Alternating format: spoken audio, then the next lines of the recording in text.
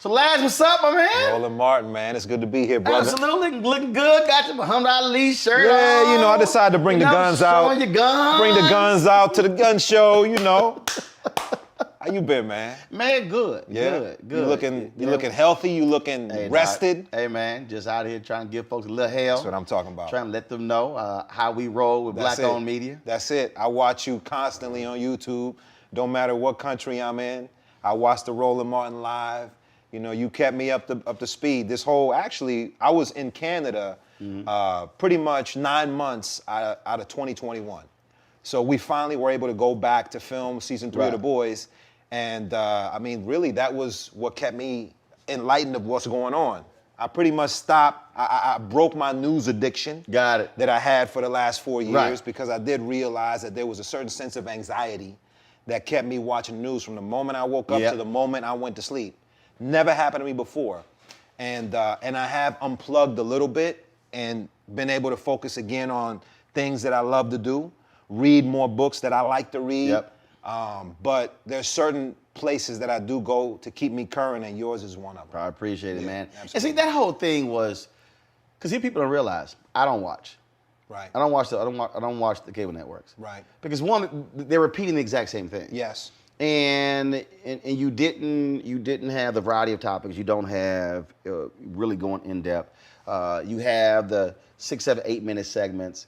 So people ask me all the time. They talk about. They say, you know, when you do Roland Martin Unfiltered, dude, you'll go 45 minutes to an hour. I'm like, yeah. Because one, I'm not asking somebody. First of all, no one else is in my ear. Right. Saying we got to move on. Right. Because it's mine. Right. And if they are, I'll just pull it out. Right. And I said, because for me, the way I roll is, I think back when I went to CNN, we sat down and they asked me, and they said, what kind of show you want to do?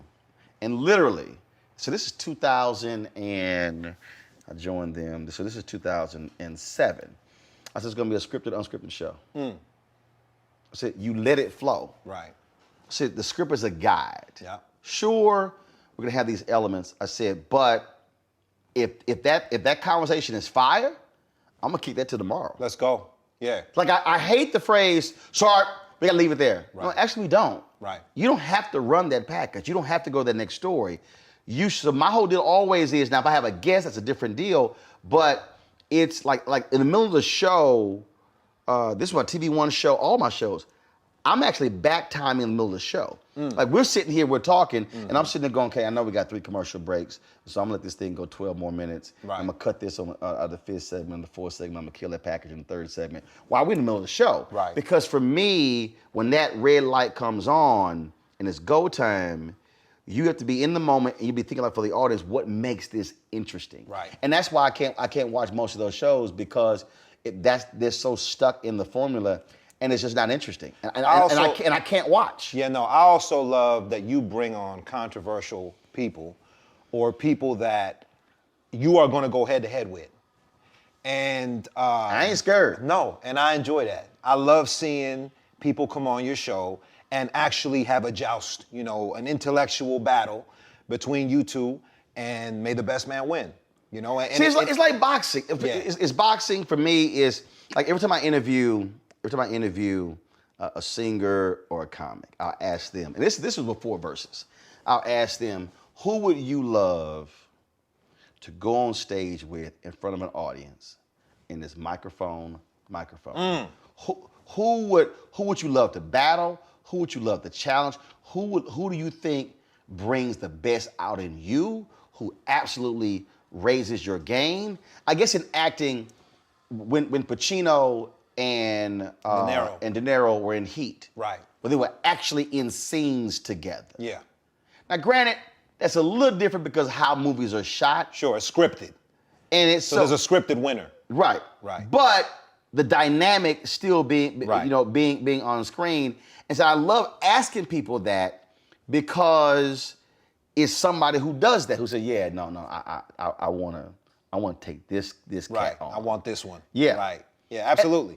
And I don't see anything wrong with it. And it's the same thing for me when it comes to television debate. I'm like, yo, that's why I'm always like, okay, who ready to roll? Yeah, it is competitive to a certain degree.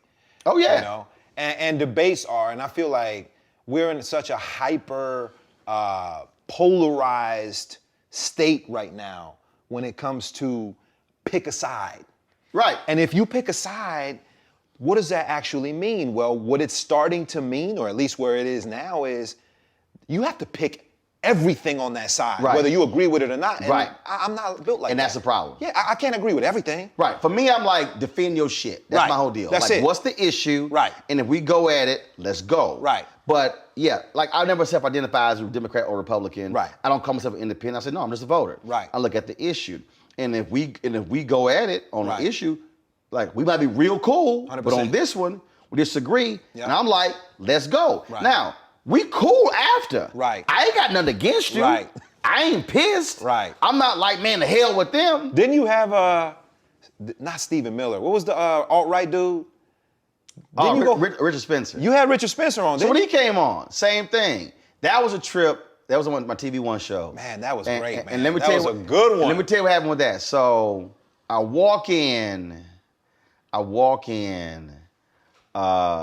and I had who was I listening to? James Brown, probably. No, I was listening. No, I was listening to. Do you remember the scene from Malcolm X when they walked from the police station to the Oh hospital? yeah, of course. Dum dum dum dum dum dum dum. Yeah. The Terrence Blanchard score. Yeah. So that was like that's a straight up hype song. Right, you were ready. You was like anytime when I was working, right. You coming out the tunnel with that song. right, and I would go meet, Right. meet my white bosses. I'll put that on. I'm like, man. I'm just letting y'all know. So when I walked in, he was in the green room. Normally I speak to the guests. I ain't speak to him. Nothing.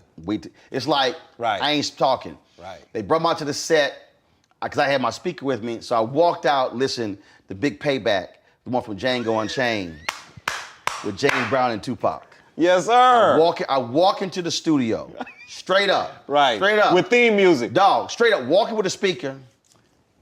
Sit that shit down on the table. Audio comes over.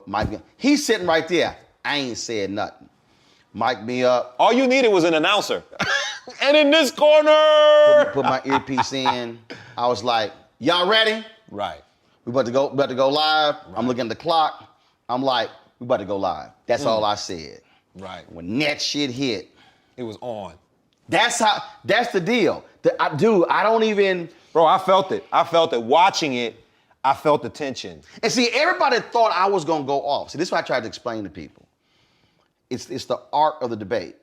See, so you might think, oh, he about to come in hot. Right. So I'm gonna come in hot. So I come in cool. Mm-hmm. So my deal was, folks was like, oh man, white supremacists. I was like, nah, we good. Right. I said, no, I won't. I said, I ain't gonna be hot. I said, I'm about to wear his ass out. Right. Now, body blows, all body blows. No head blows. That's it. You want them to feel it. And so it's like, I got a bunch of black people like, yeah, when that man asks you, who are you? You should say you a black man. I was like, no, because you dumbasses don't know how to debate. Right. He wanted me to say I'm black. But first of all, I don't need to say I'm a black man, I am. Right.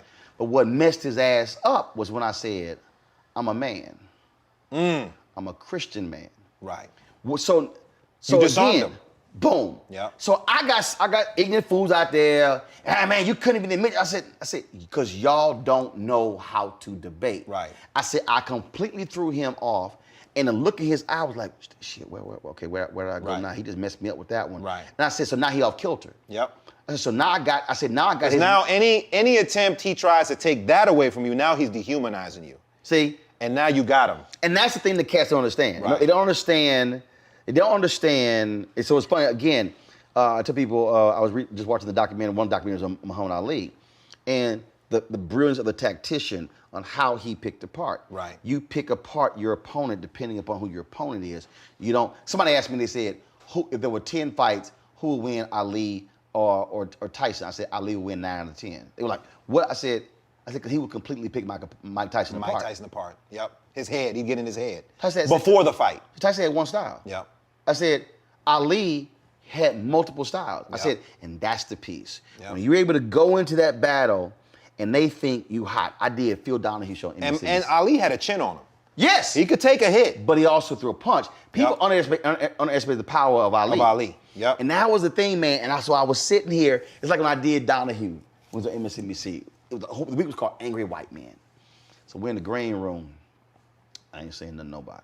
I was like, no. No, I speak to everybody. Right. Hey, what's up? Nothing. Chilling. They all talking. Nothing. I'm going to watch TV, drinking.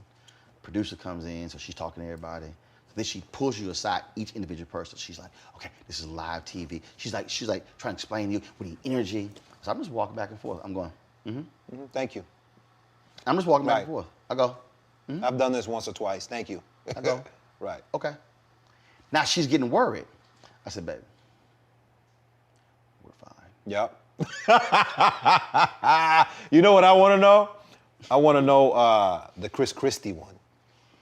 Same thing. How was that in the beginning? Same you thing. You came in hot on that one. You came in hot. You ripped him, bro. No, actually, okay, so You okay. tore his tie off, his No. shirt off, his jacket. No, but he was a mess when you got done with but him. I didn't come in hot. Okay, so let me see again, though. So here's what happened. They actually had us in the same dressing room. I didn't want to be in there. Right. See, I don't want any conversation. Right. Because I know. Trying to soften you up before we get on set. Right. I know what I'm about to do. You knew what you was about to do. Right. I knew what I was about to do. It's hilarious, bro. So people were tweeting us, and I was like, no, people like, this is horrible. Y'all should have, because they would, but when they sent the tweet out about who's going to be on. Right. I was like, y'all make a judgment, you haven't seen the show. I said, just watch the show. Right. Just watch the show. And so Christie goes, he says, Roland, you got to let other people talk on Twitter. I said, no, I'm fine. I said, I'll respond to everybody. It's all good. And so I'm standing. So he's in the dressing room. So they had two of us in one room, two of us in the other because of COVID. Normally we're all in one room, and I'm standing in the hallway. I'm not trying to be in the space. Right. I don't want there to be any conversation. Right. Again, it's a mental thing, and in terms of how you prepare. And others, I'm all good. But I was like, no. I don't want none of that. Right. So I go to makeup, and I'm standing in the hallway. I'm avoiding a conversation because I want what out there to be is authentic. Right. So we go to the set. And so Yvette, the sister, she asked, so we had a first segment, then George said, well, we're going to talk about this. And Yvette goes, y'all really going to bring up his speech? And he said, yeah. She's like, okay. It was her way of saying, like, it's about to be some shit. Right. She said, I'm going to disagree with it. I ain't saying nothing. I want them to bring the speech up. Mm-hmm. I'm hoping. Yeah, you're like, yes. I'm praying. Right. But I ain't showing You can't show your you can't show your cards. Showing no cards. Right. Chilling. I'm like, this is me over there. Please bring that speech up. Right. Please bring that speech Bruh. up. Yeah. I was like, that's just handing it to you on a platter. No, I'm chilling. And so, getting to the segment, they ask the question. You know, they go to Sarah, they go to Yvette and Christie. But see, you can't be too early. Right. See, when you're too eager, cats jump. See, people don't understand it's an art. It's a science. You got It's to the pace same- it. Right. So Right. like you wait for the moment. And so then and then George said, well, let's talk about that. And I was like, here we go. And then he laid the question out. And then Christie answers. I don't say nothing. I ain't interrupting. You let him go. I'm like, Dig your own grave. go ahead. Keep going. Just me, I'm watching. Then Yvette responds, and she responds, and I'm like, okay. Then he moves to Sarah. Then she responds. Then he hit the question at me. Game over. And that's when I say, with all due respect, Governor. That was the tone. See, it was the slow, methodical, I'm about to gut your ass. And eye contact. You didn't break. You gave it to him. And then it was You locked in. It was the hand. Right. All of that. Because again, you're understanding cameras. Right. You're understanding angles. You're Right. understanding that camera's on me. And so the whole, right, so I am conveying with my body language, with my tone, I'm about to wear your ass out. Well, I'll tell you. You are going to have to own up to what you did. Then I went, because the other chick, she worked for the Department of Justice. I said, Governor, I said, you too, Sarah. But see, she wasn't going to go viral. Right. She wasn't no major player. Right. I knew. Right. He was gone. And that's when, and look on his face, and that's why, many people get interrupted. I said, no, allow me to finish. Right. Allow me to finish. And everybody interrupted me. I was going, okay, y'all go ahead. What I loved about it was you said what everybody that was watching it wanted to say and right. But see, what happens on those shows, right, is what happens is that system is we all buddy inside. No. Right. The reason most of these shows don't call me, but it's the reason people love me, because people, for 6 years on CNN, they said, dude, you say what I think. You say what we're saying at home. Yes, exactly. And I'm like, that's why I'm there. Right. Why the hell am I? Well, we're yelling at the TV. That's what I'm saying. That's what you said. So cats be like, dog, you said exactly what I'm like. Yep. But that's why my audience has always stayed with me. Right. Because they're like, you ain't afraid to say it. Right. In any platform. And that's the problem. And here was the deal. George Stephanopoulos, great respect. We get along well. George likes me on the show. Sure. I hadn't been on in 20 months. So the way I operate is, I don't know how long you're gonna call me. Right. So I'm not one of these cats like, oh, let me do it this way. So they'll call me back. They're gonna call me back. Right, yeah. There's no guarantee you're gonna get called back. Sure. So my deal is, I'm gonna say this shit while I'm here. And I don't know when y'all call me back. Right. But guess what? If it's another 20 months, y'all gonna remember this shit. Right. It's like when you gonna remember this punch. Right. You gonna remember when I knocked this sumbitch out.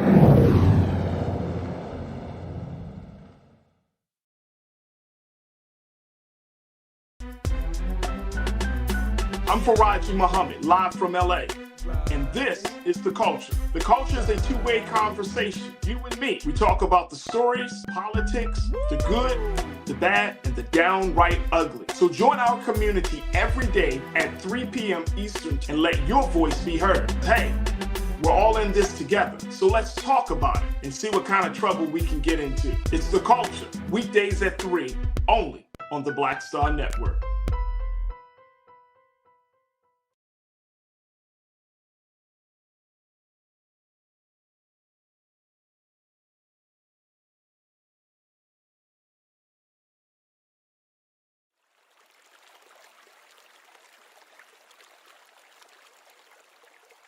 There is a benefit to being in studio.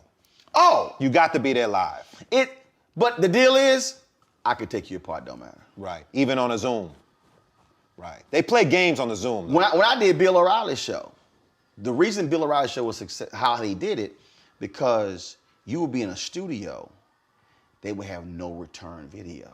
You couldn't see them. See, you were in a separate, isolated studio. Yeah, like if you were so it was you and a camera. That's how Nightline was started. The beauty of Nightline was, guests they were in the building. Right. They purposely said, no, we're gonna put Ted, we're gonna put the guests in a flash studio to create the split screen.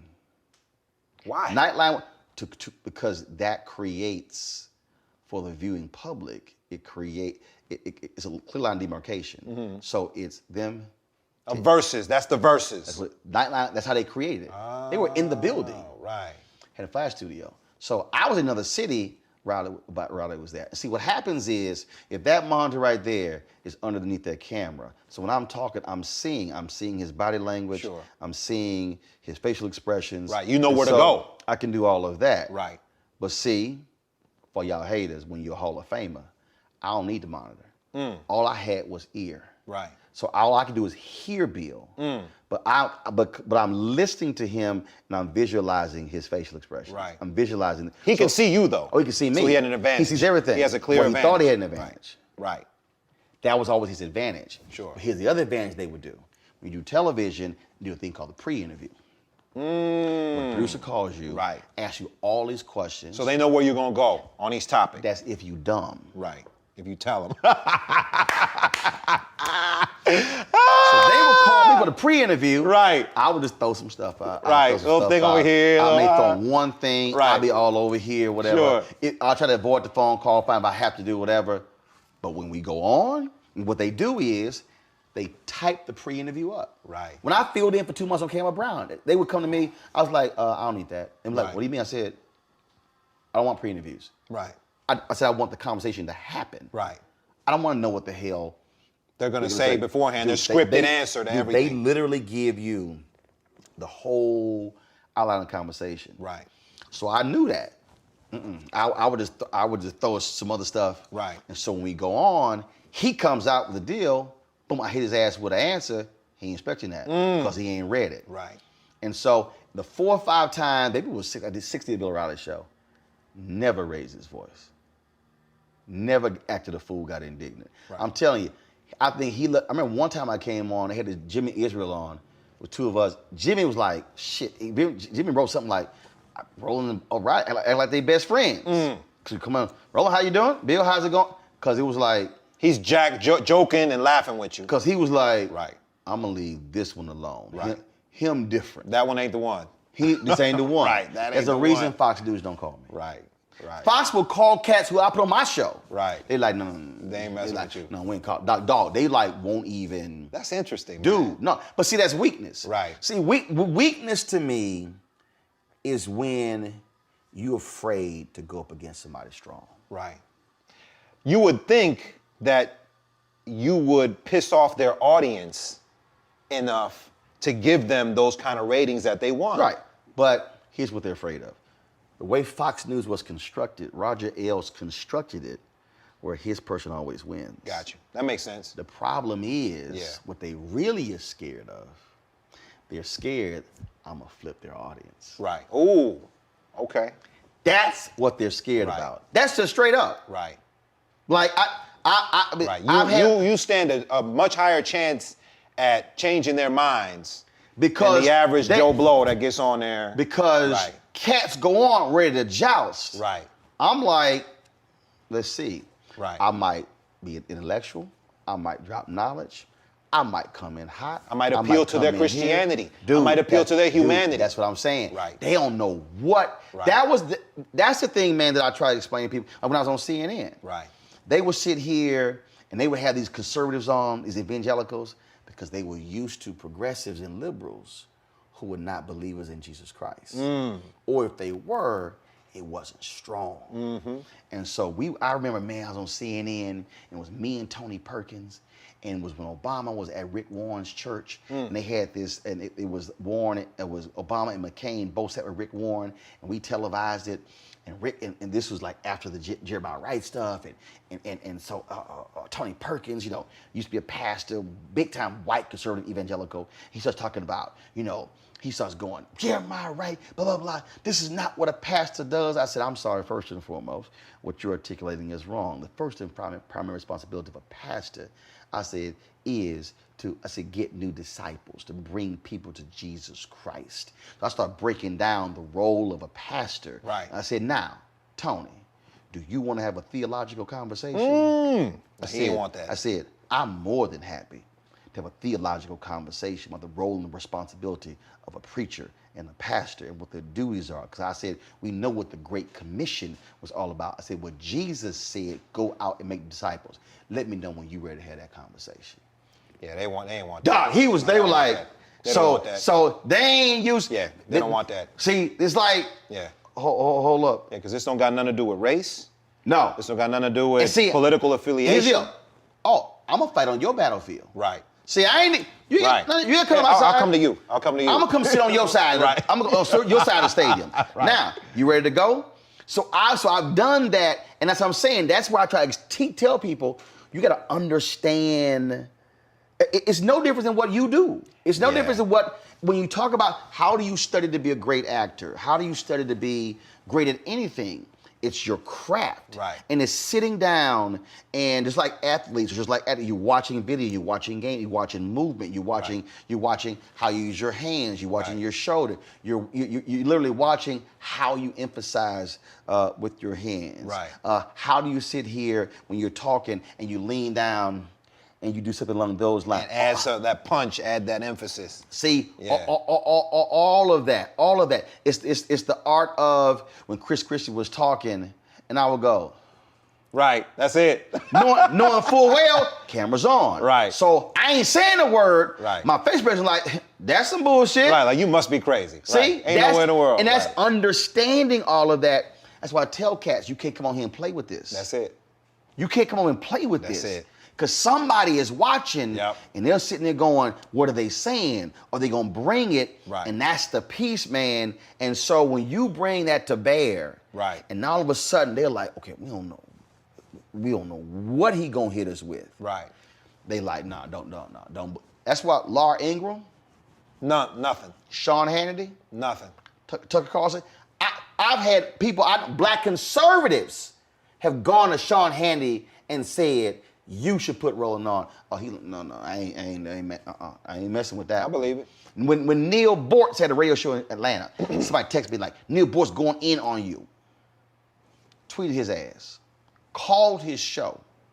I said, when you want to go? So I'm coming to Atlanta. I said, you know what? I'm supposed to leave on Sunday.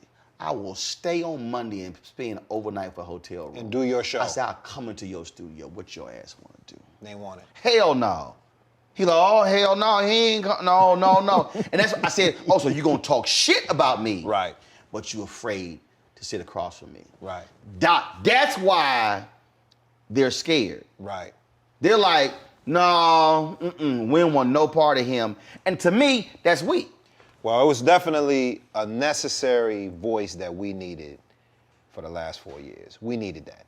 But they were scared of it because We I'm telling needed you. it. I mean, I had an executive say, Roland's to a friend of mine, Roland's like a strong cup of black coffee. You know, not everybody can handle it. I said, well, see that right there? That tell me you're a weak executive. Mm-hmm. You a weak executive. You a weak cable news executive. You said that bullshit. Because your job, that's like a trainer saying, nah, he punched too hard. Right. I'm sorry, are you trying to win the title? Exactly. Or are you just trying to pick up some easy fights? Yeah, that's and it. get paid. That's it. What is it? Yeah.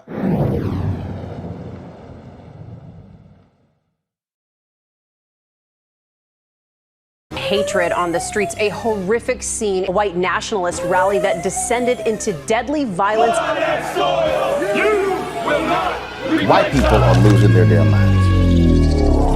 As an angry pro-Trump mob storms the U.S. Capitol, we've seen shooting. We're about to see the rise of what I call white minority resistance. We have seen white folks in this country who simply cannot tolerate black folks voting. I think what we're seeing is the inevitable result of violent denial. This is part of American history. Every time that people of color have made progress, whether real or symbolic, there has been what Carol Anderson at Emory University calls white rage as a backlash. This is the rise of the Proud Boys and the Boogaloo Boys. America, there's going to be more of this. Here's all the Proud Boys, guys. This country is getting increasingly racist in its behaviors and its attitudes because of the fear of white people. The fear that they're taking our jobs, they're taking our resources, they're taking our women. This is white fear.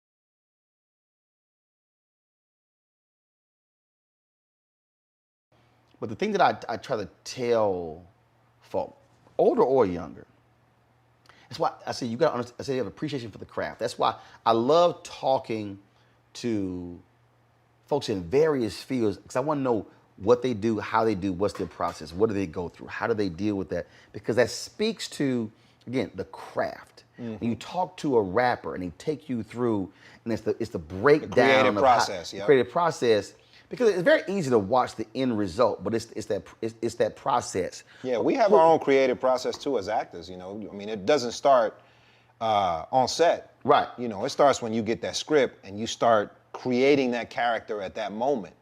You know, when you start having conversations, at least this is how I do it. Right. You know, conversations with the director, or if it's in the television format where the writer is actually king, then having conversations with that writer. And are you grilling them like oh, absolutely. You trying to drill as deep as possible? My main thing is always, I am on screen and I am representing what a black man is to the entire world that's gonna see this. And this might be the only black man, a representation of a black man that they see. Right. So I am responsible. Right. For how they see black men. And it's my responsibility to, if I am not playing an upstanding, honorable, someone with a strong principle or moral core, to make sure that this character is so specific. Right. That it is him, not black men. Right. That are this way. And I wish that more actors would realize how important their position is as an actor of color, playing people of color on screen. Because there are people that see us all over the world in these different images that we portray. And not everyone knows black people to know. Yes. That's not all. See, what you're describing right now literally is the exact same thing for me on cable news. Because when I was on CNN, it's seen 200 countries around the world. Right. So I needed people to see the fullness of a black man. 100%. I needed them. So if I'm sitting here and I'm dropping Dietrich Bonhoeffer, the German theologian who studied at Abyssinian Baptist Church in Harlem, I want them to go, well, did he just drop the German theologian Dietrich Bonhoeffer and his teachings on cheap grace? I want them to go, hold on, what did he just say? When the other white commentators are working in Rolling Stone songs, I said, let's talk about Frankie Beverly Mays' Joy and Pain. Right. Right. They were like, who the hell? I'm like, I ain't talking to you. Right. So it's introducing something new, but who you representing. Yep. And that's the thing, man, that's why I'm telling you, bro, I tell people, don't play with this. No. You don't know how you're touching, how you're impacting somebody, how you can change somebody. It's almost offensive when I see an actor that doesn't take it seriously. It is offensive. When all they do is pisses me off. Memorize lines and regurgitate it. You can tell who's done the work, and you can tell who hasn't. Right. And they're basically wasting an opportunity and misrepresenting us as a culture and as a people by not doing that work and challenging writers and challenging directors and holding them accountable for how this character is portrayed. And okay, this character is doing this, why? This is gratuitous. He doesn't need to do that. Right. Well, how does this push the story forward? Right. Or does it just depict a violent black man? If it doesn't push the story forward, or it doesn't somehow connect to something else that makes up his DNA, we don't need that. So you challenge them to defend it. Yes. And it's not an adversarial conversation. No, it's just. But it's an intellectual one. And right. And usually what happens is they appreciate you for it, because they most of them, they don't mean any malintent. Right. They just wrote it, you know, and they were focusing on another character.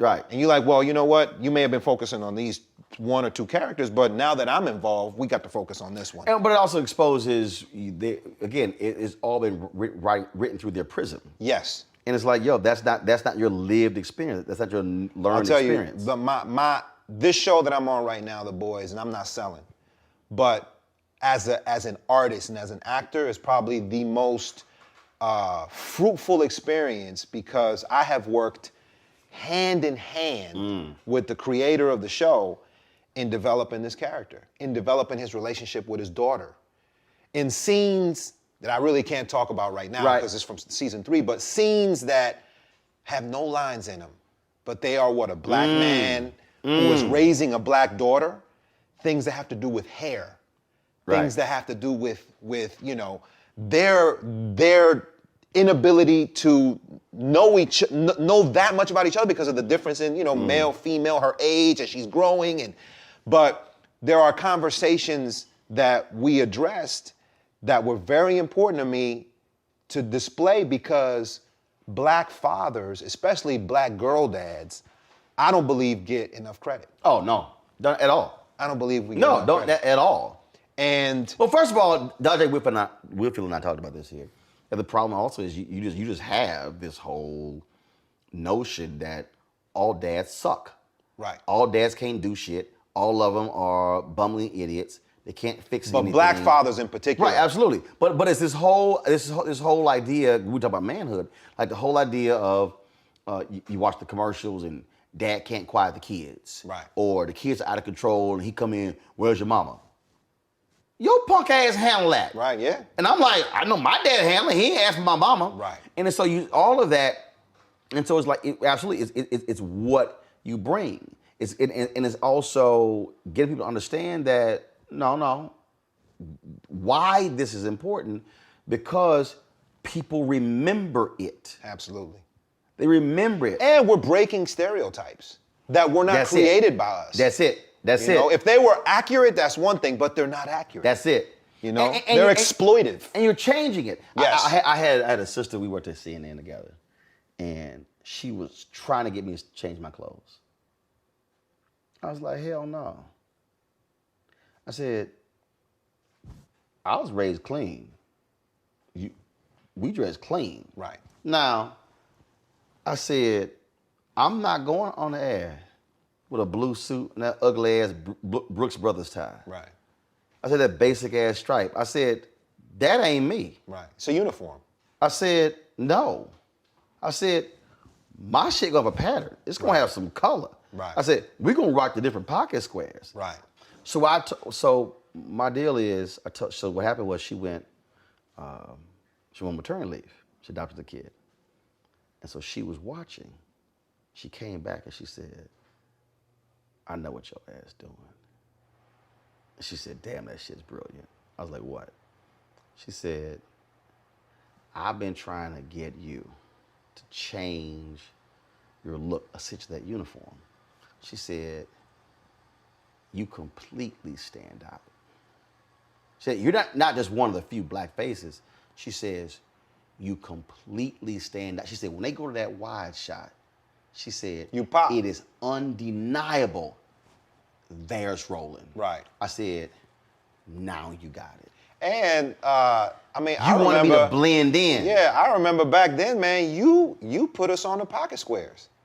That you were one of the first pocket square pioneers, them all the time. Yeah, you were part of the pocket square movement. And they literally said, "What are you doing?" I was like, "Man, I'm not going on no damn TV." I said, "With a blank pocket." Yeah. I said, "No." I remember back then, the movement the way it started was pocket squares and socks. That's when all the funky socks started coming out. You could be in a nice suit, and then boom, when you rock the socks, you got the crazy patterns and colors, and they didn't have to match. Right. And then the pocket squares. See, for me, it was the tie, the pocket square, the cufflinks. Right. Because see, what happened, it's like you saw what I just did there? It was the desk, right? It was right here. So what happens is, you would be talking, and so I showed somebody, it was like, well, yeah, but you don't see him. I said, let me show you the move. Right there. I see him right there. That's the move. Yeah. The move.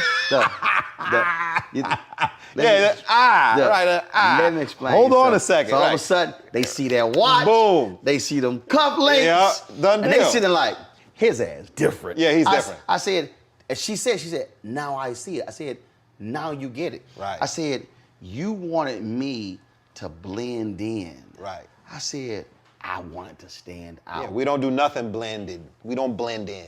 And that was the thing that I said, so now I'm standing out with my look. I'm standing out with my skin tone. Right. Then I'm standing out with my mind. Intellect. Boom, done deal. Game over. They don't like that. No, they don't like it. They don't like it. I had one exec told me, man, because when I launched the line of ties, ascots, and bow ties and pocket squares, he goes, now, if you were full-time here, you couldn't be doing all these things. And I said, and that's why I never be full-time here. Because my whole deal is you're not going to control. First of all, my grandmother was an entrepreneur. Right. My mom was an entrepreneur. My grandfather was an entrepreneur. My aunt was an entrepreneur. I said, it's all in my family. You're not going to tell me I can't own a company. And what the hell does he care anyway? How's it affecting him? Who cares if I own, if I have a line of ties? It's none of his business. Ties. It's none of his business. I'm wearing ties anyway. Right, period. How are you telling me I can't own a company and wear my shit on the air? Period. But it was like this, but see, that's where the control comes in. Yep. And that's the piece. It is the control. It's who controls the story, who controls the narrative, but more importantly, it was also who controls my money. Right. And that was the thing, bro. I had executives, doc. I'm telling you, when I was at CNN, it was a trip 6 years. Wow. Because a lot of them could not handle the fact that I had 5 lines of revenue. Would you go back? It all depends on what I'm doing. Got you. I will not go somewhere where I cannot, at a minimum, co-own the content. Got you. And I have to have complete creative control. I'm just not interested in sitting with somebody who doesn't look like me, who is trying to define for me my culture. Right. No. Right. You've experienced freedom, creative freedom. Actually, this is gonna trip you out. I've had it my entire career. I was 20, and I said the 2 most important things to me are freedom and flexibility.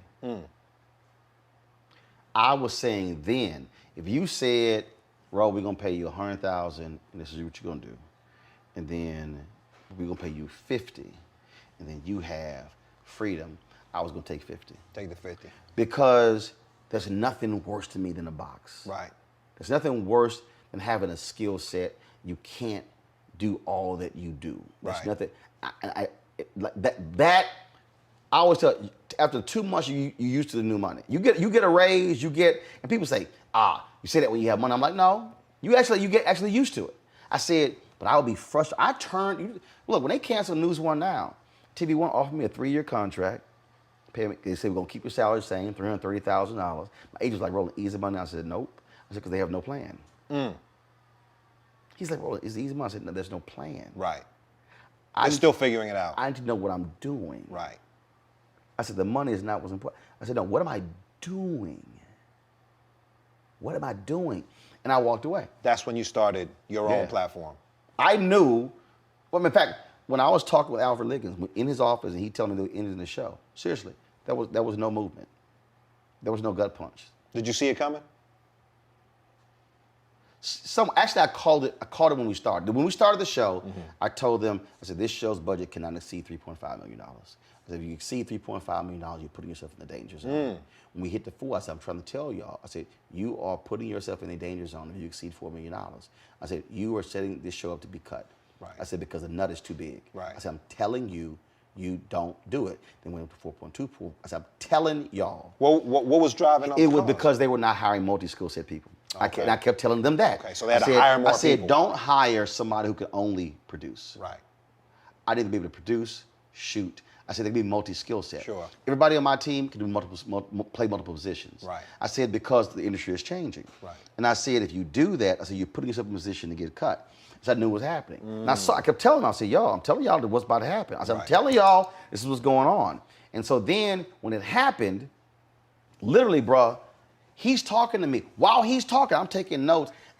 Like, literally, he's talking. I'm like, I'm going to walk out of this room and call this person. We're going to do this here. We're going to expand the Facebook page.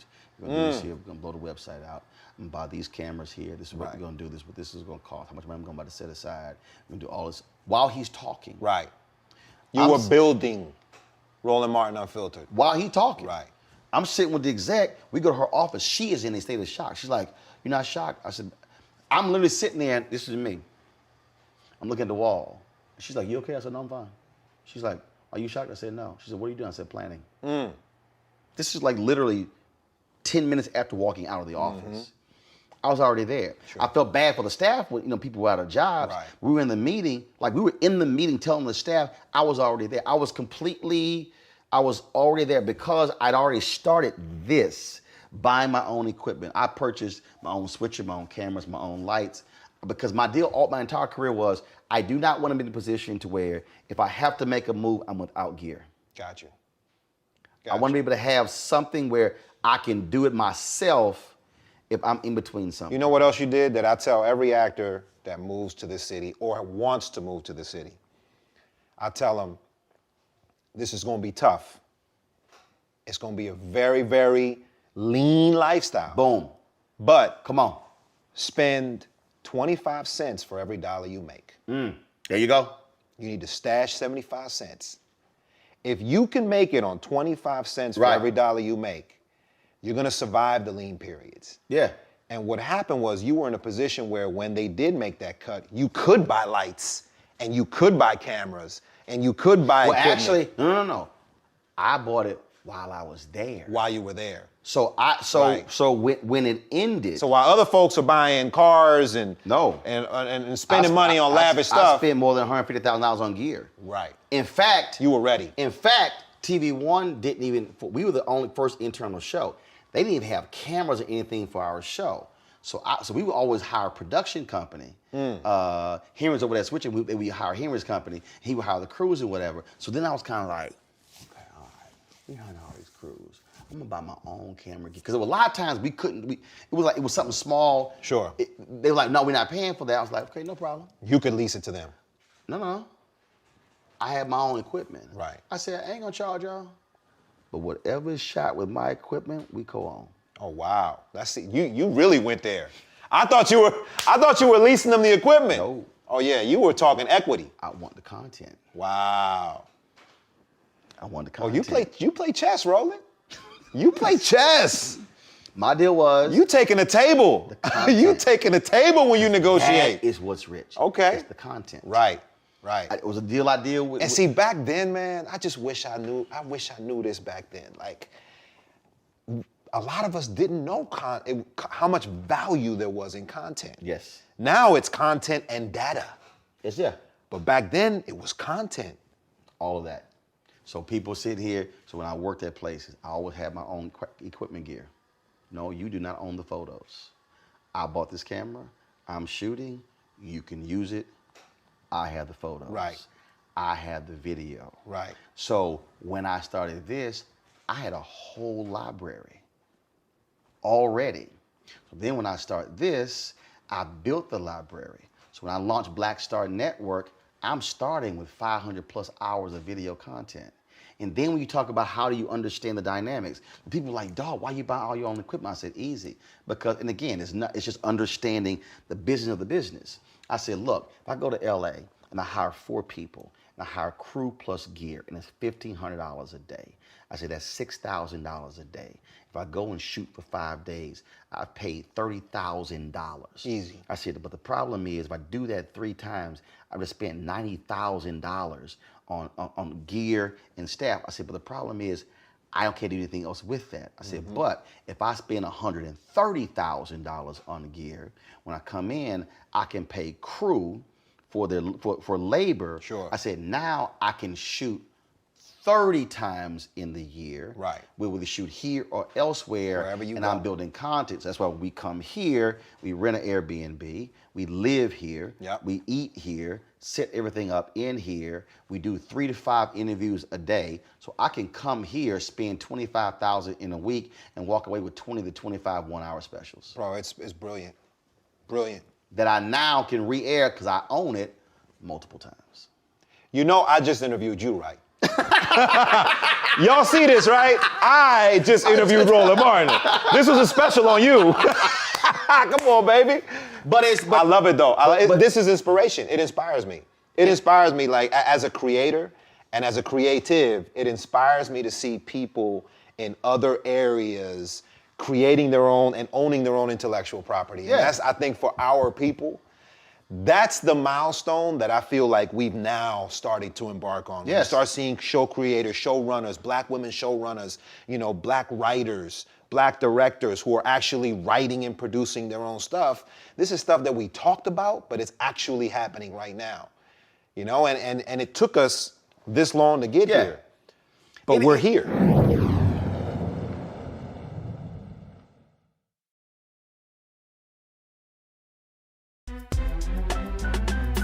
I'm Faraji Muhammad, live from LA. And this is The Culture. The Culture is a two-way conversation. You and me. We talk about the stories, politics, the good, the bad, and the downright ugly. So join our community every day at 3 p.m. Eastern and let your voice be heard. Hey, we're all in this together. So let's talk about it and see what kind of trouble we can get into. It's The Culture. Weekdays at 3, only on the Black Star Network.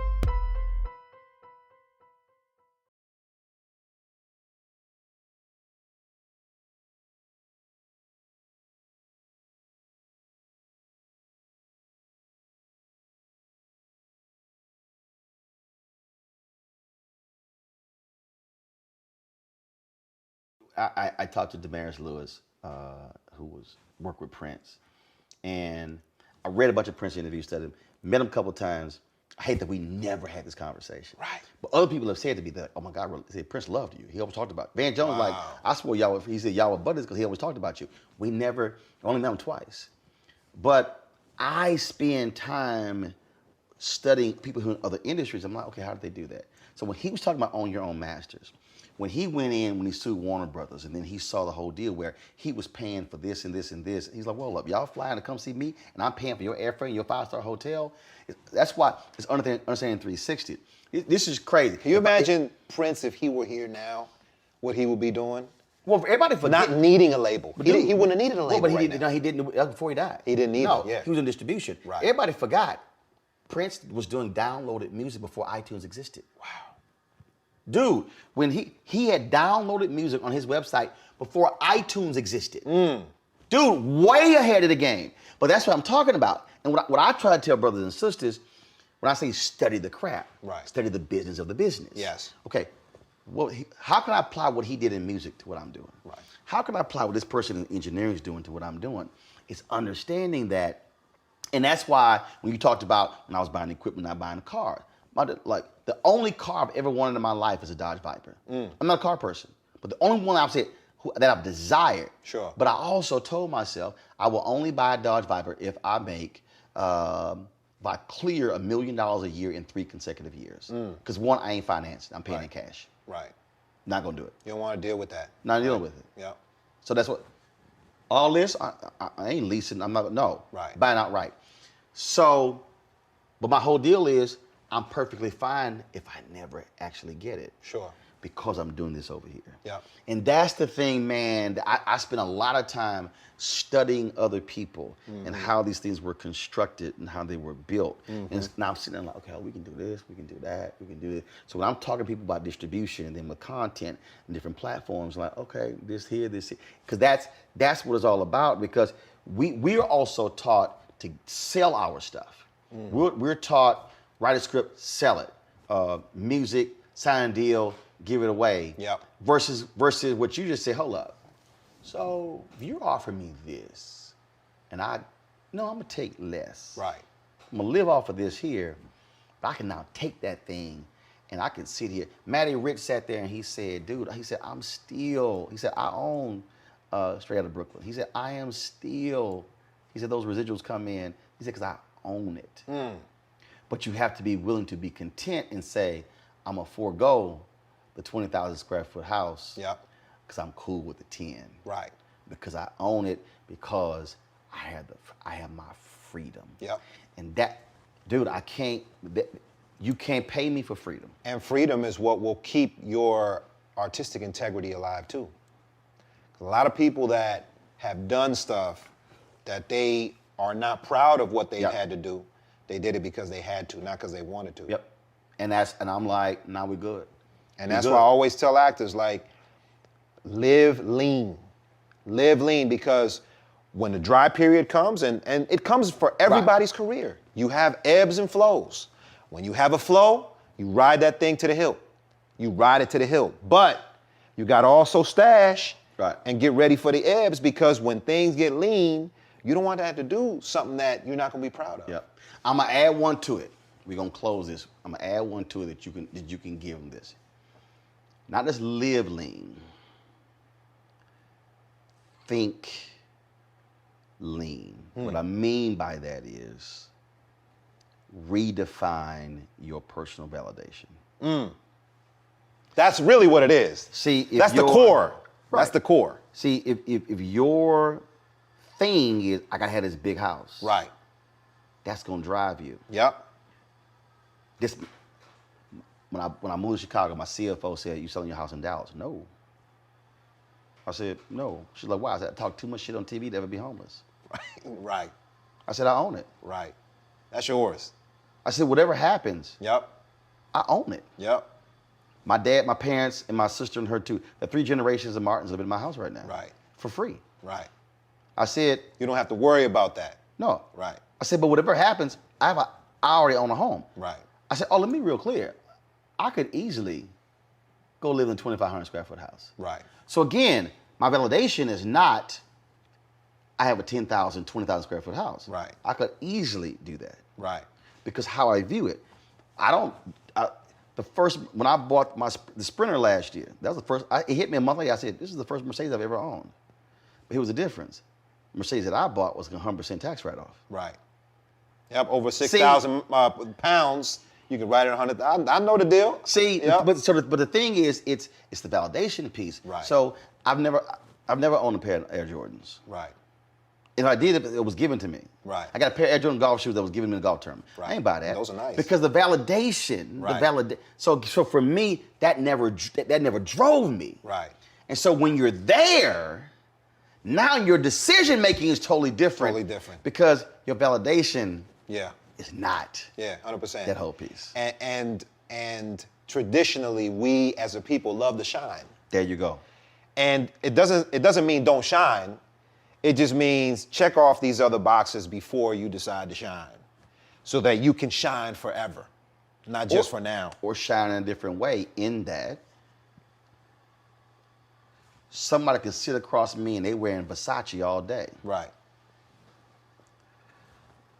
I can completely outshine them in these pink socks, these blue linen pants, and this shirt, and the shoes, and the whole combo didn't cost me $100. Oh, easy. But again, right. it's a different validation.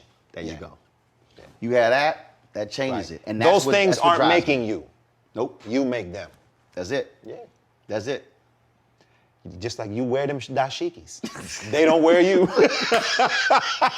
You know it. On the ass, Scott. Hey man, I gotta make sure people know during COVID, we had a 2-hour conversation about African clothing and textiles. You hit me to the whole game, man.